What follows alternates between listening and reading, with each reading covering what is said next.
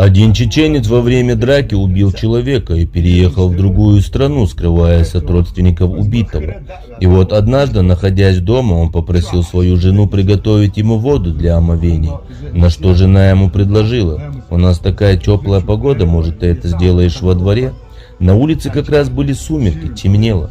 «Знаешь, жена, тогда ответил муж, и я убил человека не потому, что они недостойные, его братья и он сам, и не потому, что они не смогут меня найти, просто в драке мне повезло больше, давай-ка я это лучше сделаю дома». И как раз во время этого разговора с женой прямо под их окном стояли братья убитого и слышали весь разговор. После этого они зашли в дом, подозвали к себе кровника, побрили ему волосы и бороду и сказали: «Мы видим, что ты не кичишься перед женой.